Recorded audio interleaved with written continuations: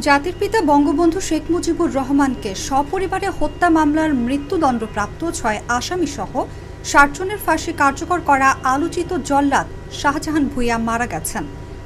সোমবার রাজধানীর একটি হাসপাতালে চিকিৎসাধীন অবস্থায় মারা যান তিনি। জল্লাদ শাহজাহানের বোন ফিরোজা বেগম মৃত্যুর বিষয়টি নিশ্চিত করেছেন। তিনি জানান, ভাই বেশ কিছুদিন ধরে ঢাকার অদূরে হেমায়েতপুরে থাকতেন। রোববার রাতে তার বুকে ব্যথা শুরু হলে সোহরাওয়ার্দী হাসপাতালে ভর্তি করা হয়, সেখানেই তিনি মারা যান। এর আগে ১৯৯১ সালে আটক হওয়ার আগে ও পরে শাহজাহানের নামে মোট ৩৬টি মামলা হয়। এর মধ্যে একটি অস্ত্র মামলা, একটি ডাকাতি মামলা এবং বাকি ৩৪টি হত্যা মামলা।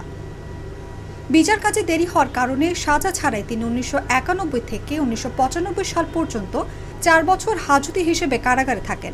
১৯৯৫ সালে তার সাজা হয় ১৪৩ বছরের। পরে ৮৭ বছরের সাজা মাফ করে তাকে ৫৬ বছরের কারাদণ্ড দেওয়া হয়। ফাঁসি কার্যকর ও সশ্রম কারাদণ্ডের সুবিধার কারণে সেই সাজা ৪৩ বছরে এসে নামে।